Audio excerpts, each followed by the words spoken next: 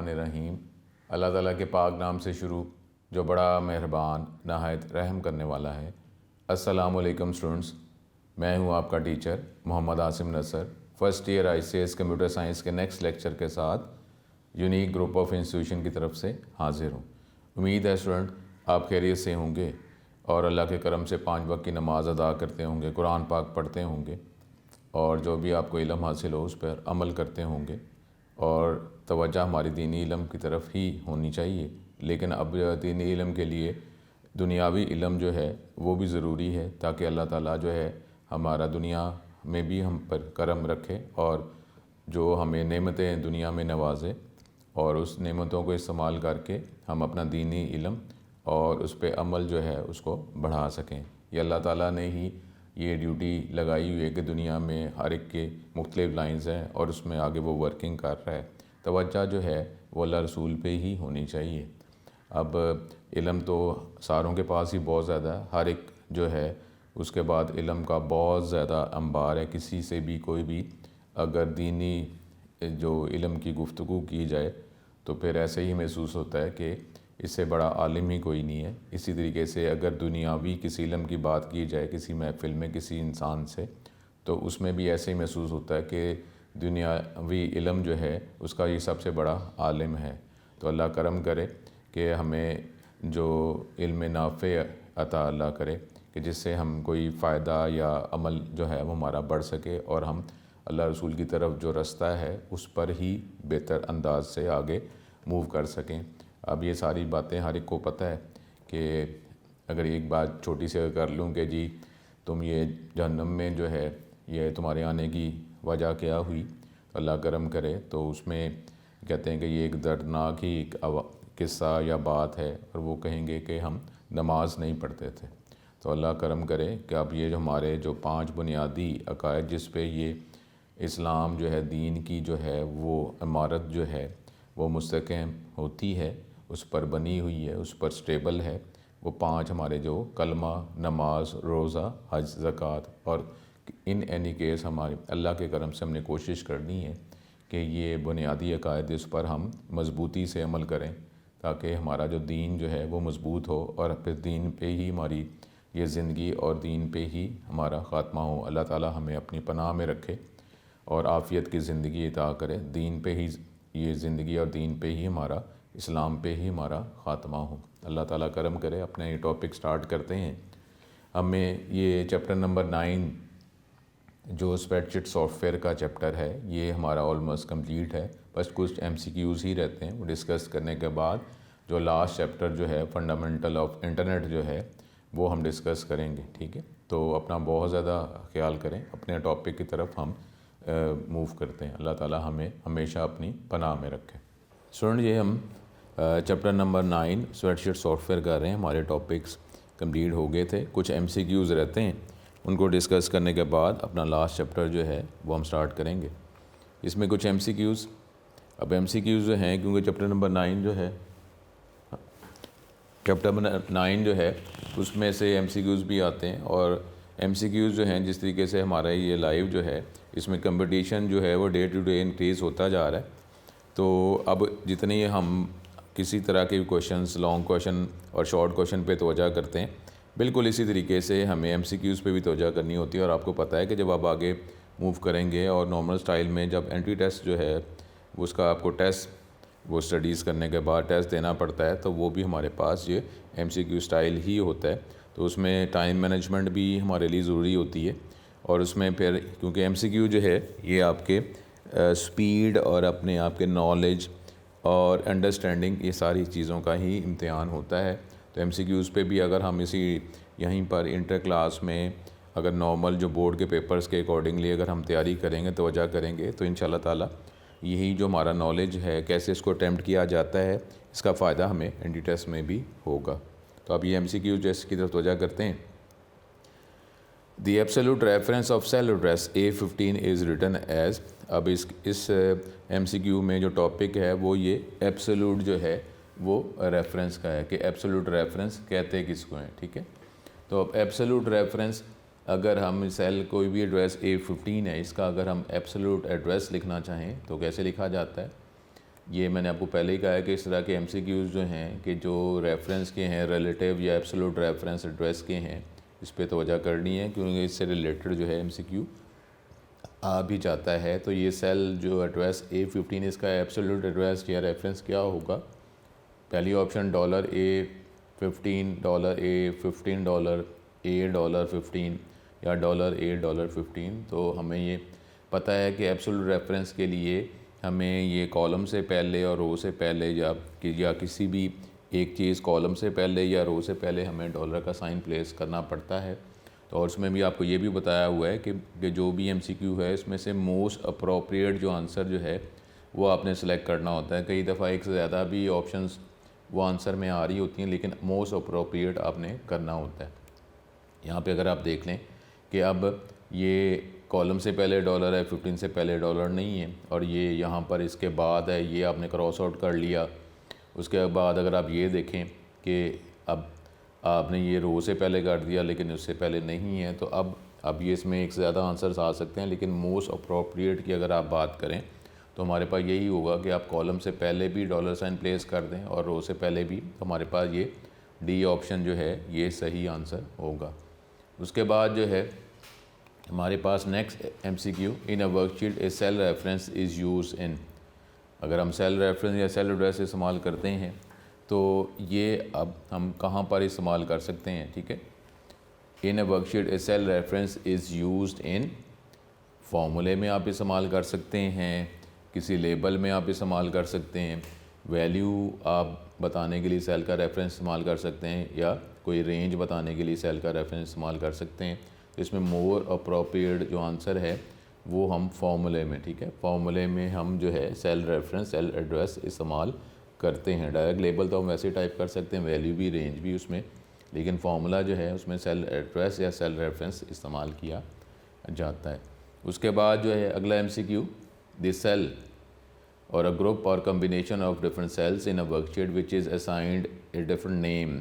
आप अब ताकि आप जो है वो जो वैल्यू है उसको सेल रेफरेंस के अलावा वो जो रेंज है उसका जो नाम आपने रखा हुआ है उसको भी आप अपने फॉर्मूले में यूज़ कर सकें। तो सेल या ग्रुप ऑफ सेल या combination of cells in a worksheet जिसका आप नाम भी असाइन आपने किया होता है उसको क्या कहा जाता है? इस टर्म को नेम रेंज कहा जाता है, नेम ग्रुप कहा जाता है, एब्सोल्यूट रेंज कहा जाता है, या रिलेटिव रेंज कहा जाता है। ठीक है, तो ये भी टॉपिक की अगर हमारे पास अंडरस्टैंडिंग है तो इसका आंसर आप इजीली हम प्रोवाइड कर सकते हैं कि ए ऑप्शन जो है नेम, बी नहीं नेम रेंज। ठीक है, ये भी टाइपिंग थोड़ी मिस्टेक है, तो ये नेम रेंज इसका जो है वो आंसर सही है।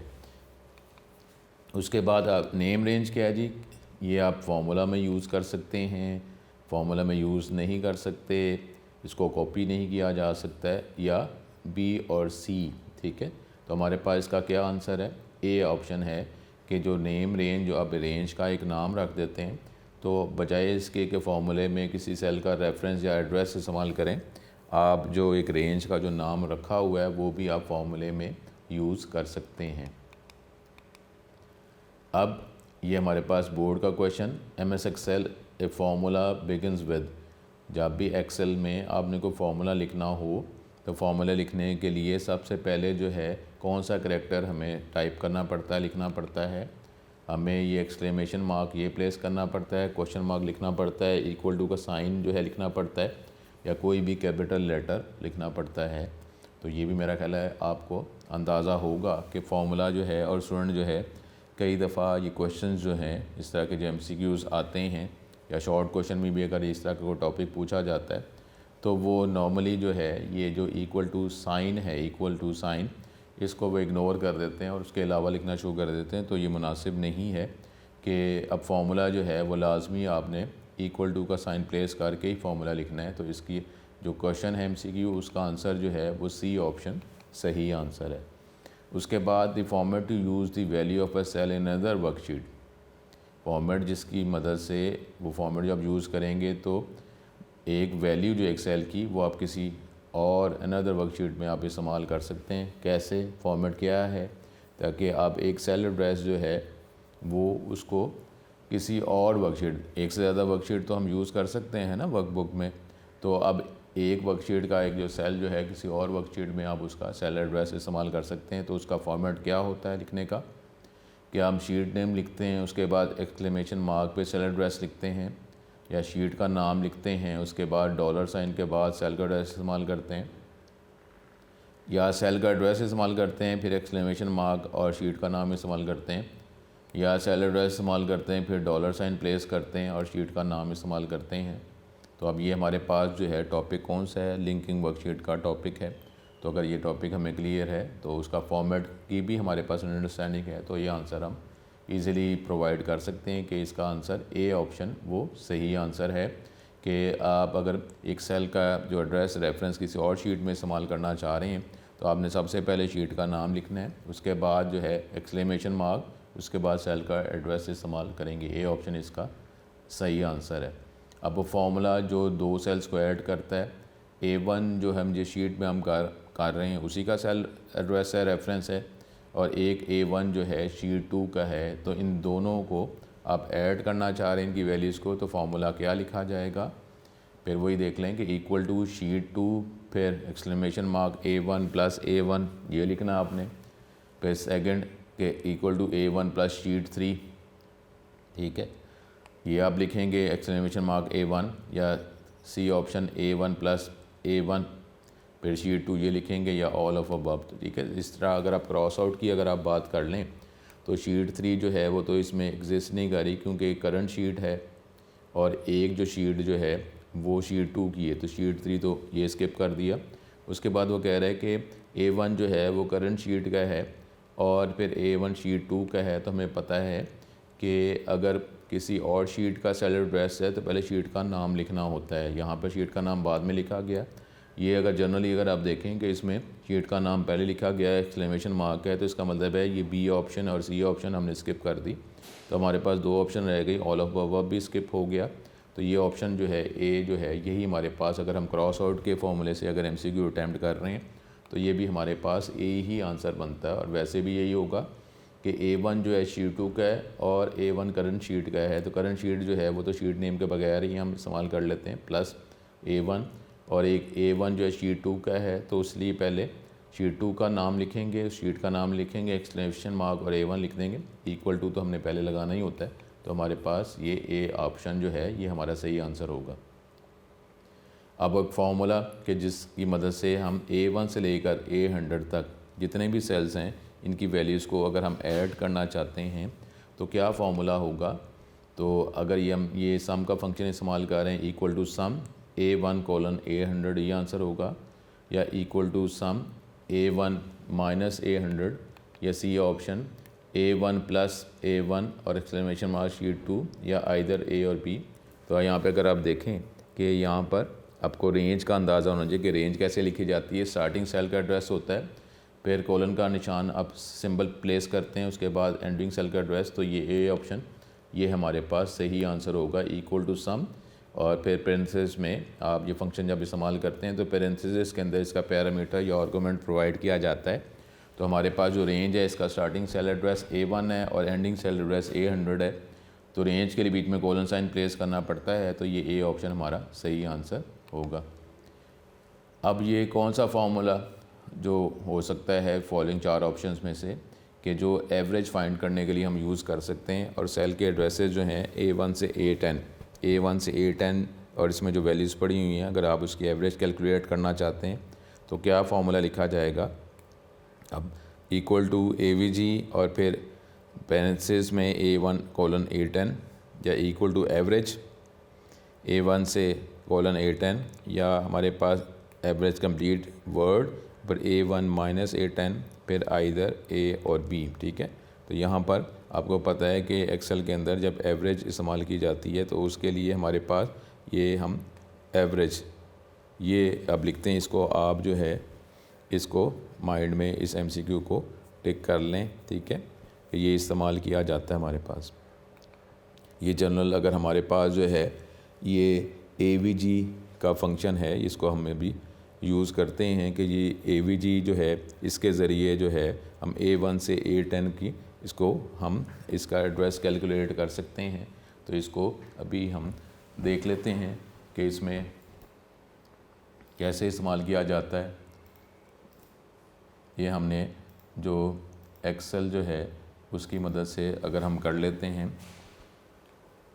तो आप ये क्वेश्चन तो इस हवाले से इसको हम अगर देख भी लेते हैं कि आपने ये डिमांड किया था। सपोज़ हमारे पास कोई भी सेल एड्रेस हम लिख लेते हैं, इसमें कोई 2-3 वैल्यूज़, चलें इसको ही हम कर लेते हैं। तो इसके लिए अगर हम इस्तेमाल करते हैं AV, ठीक है। अब यहाँ पे ही आपको अंदाज़ा हो जाएगा कि अगर आप, क्योंकि ये हमारे पास जिस तरीके से हमारे पास ये लिस्ट नज़र आती है, जिस तरह जब आप इंटरनेट चलाते हैं, जैसे आप टाइपिंग कर रहे होते हैं तो ये आपको एक लिस्ट साथ साथ प्रोवाइड करता रहता है और कई दफ़ा आपको कंप्लीट वर्ड लिखना नहीं पड़ता। तो यहाँ पर यही स्टाइल जो है एक्सेल के अंदर भी है कि जैसे आपने AV लिखा तो आपको ये नज़र आ रहा है कि ये फंक्शन जो है AVG का नहीं है बल्कि एवरेज का फंक्शन है, ठीक है। एवरेज अगर इसका फंक्शन, हम ये एवरेज लिखते हैं, हमने एवरेज लिखा और एंटर हमने प्रेस करके जो है वो कंप्लीट हमने इसको करना था, इक्वल टू एवरेज, एवरेज का हम इस्तेमाल करेंगे और उसके बाद पेरेंथेसिस के अंदर ये जो वैल्यूज़ जो हैं इसका सेल एड्रेस हम इस्तेमाल कर लेंगे। ये तो ये देखें, इसने इसकी एवरेज जो है 3 वो कैलकुलेट करके आपको दिखा दी, ठीक है। तो ये हमारे पास, ये हमने इसको आपके प्रैक्टिस के तौर पर भी हमने देख लिया कि अगर एवरेज निकालनी है तो हमारे पास ये बी का ऑप्शन जो है, एवरेज हम लिखते हैं, कंप्लीट एवरेज, ठीक है।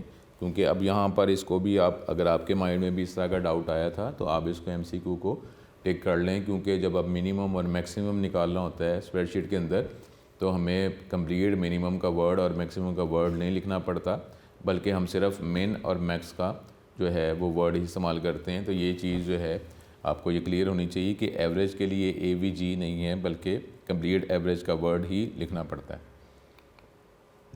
अब ये अगला MCQ, फॉलोइंग जो भी है formula returns the highest number from cells A1 से A100, A1 से लेकर A100 तक जो सेल हैं इसके अंदर जो वैल्यूज़ मौजूद हैं, तो उसमें से जो मैक्सिमम वैल्यू जो है, हाईएस्ट वैल्यू जो है नंबर, वो अगर आप गेट करना चाहते हैं तो क्या फार्मूला होगा। फिर वही बात कि आपको ये टॉपिक क्लियर होना चाहिए कि कहाँ पर जो है कंप्लीट वर्ड है और कहाँ पर कंप्लीट वर्ड नहीं लिखना। तो ये इक्वल टू मैक्स A1 से, लेकिन यहाँ पे सेपरेटर के तौर पर माइनस इस्तेमाल किया गया है। फिर मैक्सिमम लिखना है A1 से A100, या मैक्स का फंक्शन के लिए मैक्स लिखना है और A1 : A100, या इधर A और C। तो इसका आंसर जो है वो C ऑप्शन सही आंसर है। Which of the following formulas does calculate the square root of the value in cell A9? A9 में कोई वैल्यू पड़ी हुई है, उसका अगर हमने स्क्वायर रूट कैलकुलेट करना है तो क्या फंक्शन होगा। अब square root SQRT of $A$9 या इक्वल टू रूट, फिर equal to SQRT of A9 parenthesis में या आइदर A और B।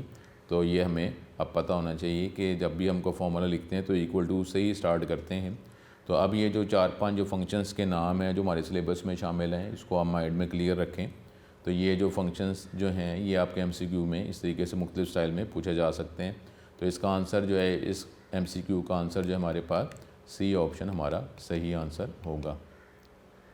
अब ये कुछ बस थोड़े से MCQs रह गए, फिर हम चैप्टर 10 की तरफ मूव कर जाएंगे। A workbook is a group of, board का क्वेश्चन है कि रोज़ का कम्बिनेशन होता है वर्कबुक, ये कॉलम्स का, सेल का या वर्कशीट का, ठीक है, किसका कम्बिनेशन होता है। तो ये इसका ऑप्शन जो है वो हमारे पास D ऑप्शन इसका सही आंसर है। फिर एक बोर्ड का question, the vertical dimension of a spreadsheet, vertical जो आप टॉप टू बॉटम की अगर आप बात करते हैं, हॉरिजॉन्टल जो है लेफ़्ट टू राइट होता है। तो वर्टिकल डायमेंशन जो स्प्रेडशीट की, उसको क्या कहा जाता है, उसको फील्ड कहा जाता है, रिकॉर्ड कहा जाता है, रो कहा जाता है या कॉलम कहा जाता है। तो वर्टिकल जो टॉप टू बॉटम की बात करते हैं तो उसको कॉलम कहा जाता है। D ऑप्शन सही आंसर है।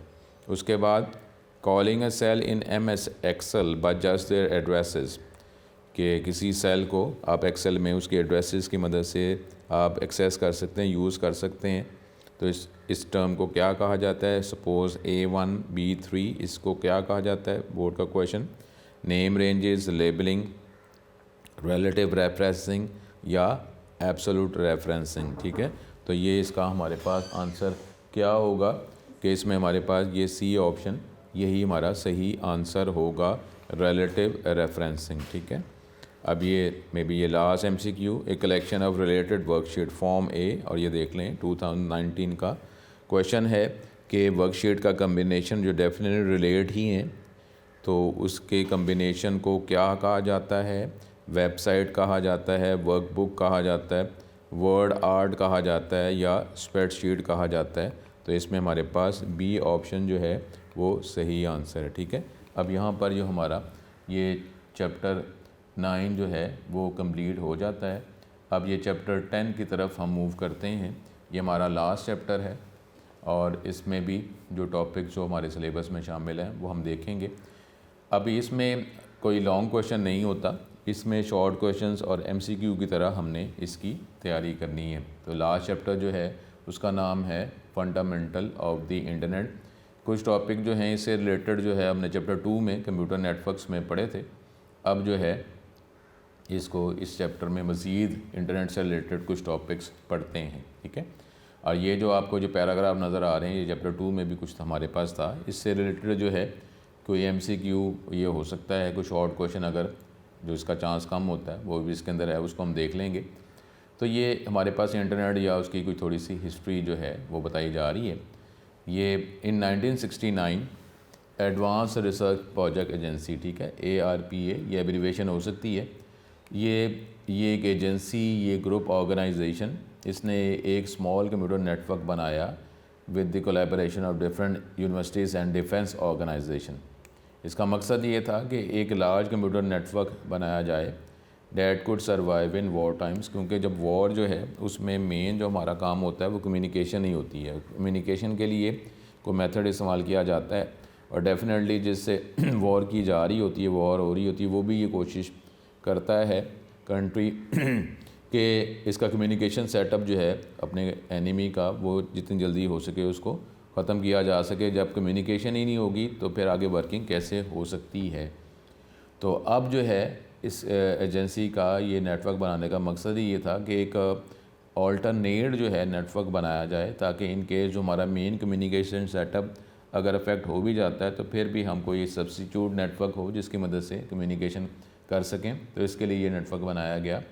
इनिशियली वो जिस एजेंसी ने, ग्रुप ने जो नेटवर्क बनाया उसका नाम है ARPANET। ठीक है, तो ARPA तो वही एब्रीवेशन होगी, नेट जो है उससे नेटवर्क बन जाएगा एब्रीवेशन के वाले से। was a wider network connecting a small number of users. There were only 4 hosts. Host का शॉर्ट क्वेश्चन, इसको आप मेन कंप्यूटर भी कहते हैं। A host is a computer that provide services to other computers of the network. ठीक है, तो यहाँ पर अगर हम करते हैं तो ये अगर आप ये ARPANET की बात करते हैं तो ये 4 लाइंस जो हैं ये इस हवाले से हमारे पास ARPA या ARPANET के लिए हो सकती हैं। लेकिन अब जो है ये वक्त के साथ साथ जो है ये नेटवर्क जो है इंक्रीज़ हो गया और रिसर्च ऑर्गेनाइजेशन जो है जैसे NSF, ये भी हमारे पास एब्रीविएशन हो सकती है, वो भी इस प्रोजेक्ट के साथ शामिल हो गया। NSF ने 5 सुपर कंप्यूटिंग सेंटर्स जो है वो कायम किए कि जो रिसर्चर्स को इसके अंदर जो भी डाटा इंफॉर्मेशन मौजूद थी वो रिसर्चर्स ये यूज़ कर सकते थे फॉर एकेडमिक पर्पस। ठीक है, अब ये क्योंकि एक बहुत बड़ा नेटवर्क जब बनाया जाता है तो उसमें भी ये भी होता है कि कम्युनिकेशन जो है वो फास्ट हो सके, रिस्पांस फास्ट हो, जिसके लिए फिर to provide high speed access to its super computer NSF establish a separate high speed network. एक एस्टैब्लिश किया गया NSF नेट जो हाई स्पीड कम्युनिकेशन सेटअप जो है कम्युनिकेशन सेटअप प्रोवाइड करता था।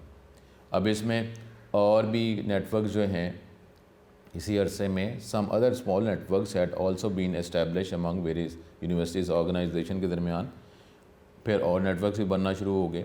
तो फिर जो अथॉरिटीज़ थी उन्होंने डिसाइड किया कि जितना सेटअप है इसको सारे जो नेटवर्क जो सेपरेटली जो हैं वो बनाए जा रहे हैं, उसको ऑपरेट किया जा रहा है, मेंटेन किया जा रहा है, इसको कंबाइन कर दिया जाए और एक ही नेटवर्क की शेप बन जाए। The authorities decide to link ARPANET NSF net और ये और जो नेटवर्क्स थे so that they can communicate each other. तो फिर ये लिंक जो है वो इसकी इंटरनेट की बुनियाद बना। अब आगे हाउ इसमें इंटरनेट का ये शॉर्ट क्वेश्चन हो सकता है कि यहाँ से अगर आप करते हैं ये इतनी लाइंस, इंटरनेट क्या है, is a huge collection of millions of computers all link together on computer network. The network allow all of the computers to communicate with one another. A home computer, जो हम घर से कोई computer के ज़रिए network से connect होते हैं, वो इंटरनेट से इस नेटवर्क से कनेक्ट हो सकता है यूजिंग ए फ़ोन लाइन मॉडेम DSL और एक केबल मॉडेम, जो आपने हमारे पास ये चैप्टर नंबर 2 में, ये 3 में हमने ये पढ़ा था। टू एन ISP वो कंपनी जो हमें इंटरनेट की सर्विस प्रोवाइड कर रही होती है, उसको इंटरनेट सर्विस प्रोवाइडर ISP कहा जाता है। तो ये इंटरनेट का हमारे पास शॉर्ट क्वेश्चन हो जाता है। उसके बाद ये अगर लाइंस अगर हम इसको कवर करें, अब कंप्यूटर इन बिजनेस और university which usually have a network interface card, जो चैप्टर 2 में हमने पढ़ा था कि नेटवर्क कार्ड जो है वो हमें रिक्वायर होता है, जिसकी मदद से आपका कंप्यूटर जो है नेटवर्क से कनेक्ट हो सकता है। अब the business can then connect its LAN, फिर वो जो आपका जो लोकल एरिया नेटवर्क जो है, जो अगर आपका कोई कॉलेज का नेटवर्क, यूनिवर्सिटी का नेटवर्क या ऑफिस का नेटवर्क जो है, वो फिर मेन जो सर्विस इंटरनेट सर्विस प्रोवाइडर उससे कनेक्ट हो जाता है यूजिंग ए हाई स्पीड टेलीफोन लाइन आके T1 लाइन। ठीक है, ये हाई स्पीड टेलीफोन लाइंस हैं। अब T1 लाइन जो है ये 1.5 मिलियन बिट्स पर सेकंड जो है, इसके ज़रिए डाटा कम्युनिकेट हो सकता है।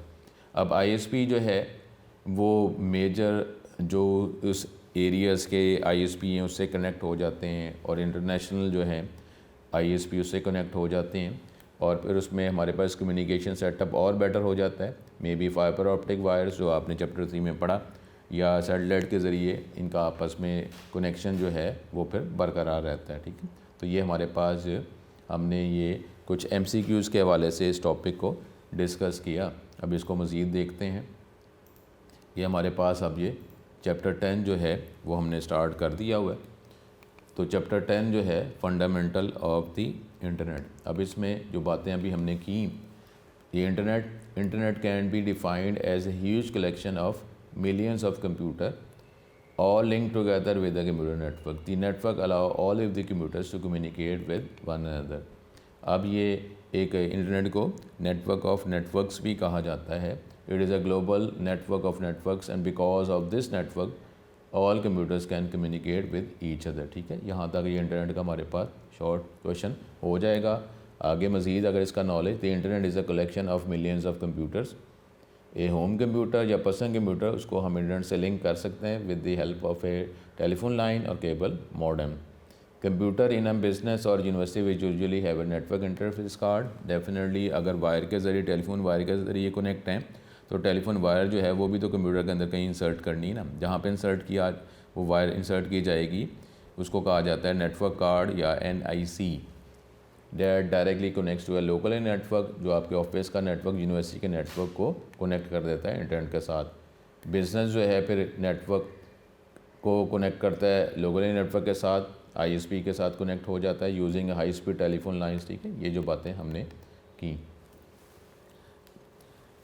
अब ISP जो है वो फिर जो अपने एरियाज़ का जो बड़े जो ISP हैं, पाकिस्तान का सबसे बड़ा ISP कौन सा है, जो डेफिनेटली ये गवर्नमेंट ऑफिशियल जो है उसी का नेटवर्क जो है सबसे बड़ा, उसको ISP कहा जाता है। जैसे पाकिस्तान में सबसे बड़ा ISP जो है वो है PDCL।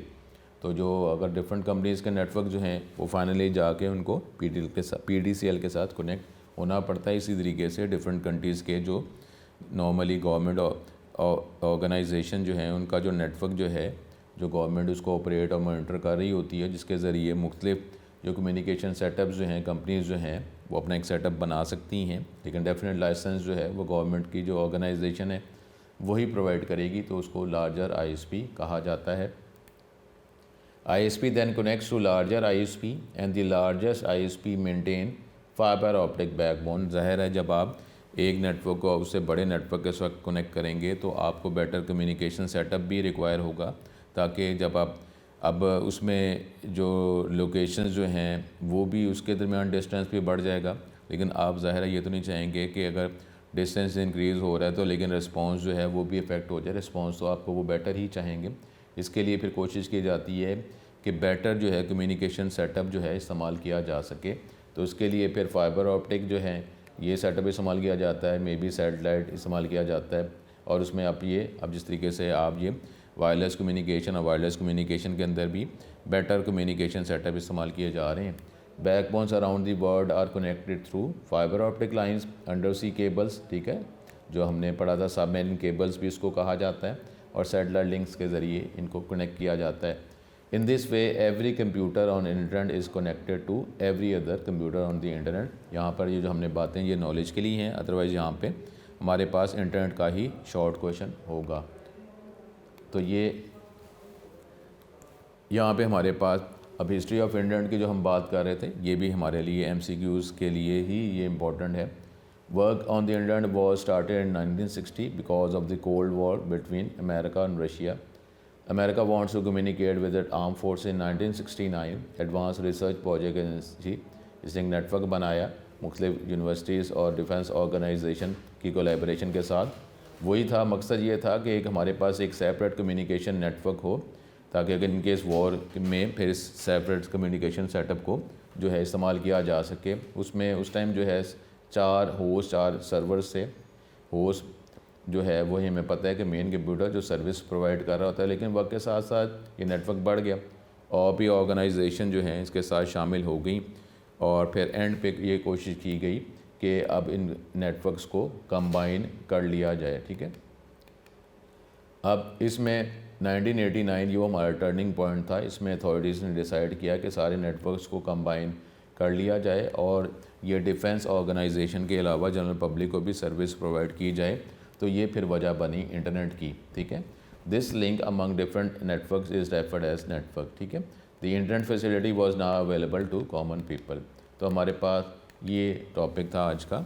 तो हमने ये इंटरनेट, इसकी कुछ हिस्ट्री शॉर्ट क्वेश्चन के हवाले से देखा। तो यहाँ पर अपना जो है ये टॉपिक वाइंड अप करते हैं। अगले लेक्चर में फिर ये इंटरनेट से रिलेटेड जो है मज़ीद कुछ टॉपिक जो है वो डिस्कस करेंगे। अपना बहुत ज़्यादा ख्याल रखें। नेक्स्ट लेक्चर में नेक्स्ट टॉपिक के साथ दोबारा मुलाकात होगी। अभी तक जितना हमने पढ़ा इस चैप्टर में ये शॉर्ट क्वेश्चन MCQ से ही रिलेटेड है। इस चैप्टर में लॉन्ग क्वेश्चन कोई नहीं आता बोर्ड में, तो इसको शॉर्ट क्वेश्चंस के हवाले से ही हमने डिस्कस करना है, लेकिन डेफिनेटली नॉलेज जो है वो भी हमें रिक्वायर होता है। अपना बहुत ज़्यादा ख्याल रखें। नेक्स्ट लेक्चर में दोबारा मुलाकात होगी। अस्सलाम वालेकुम।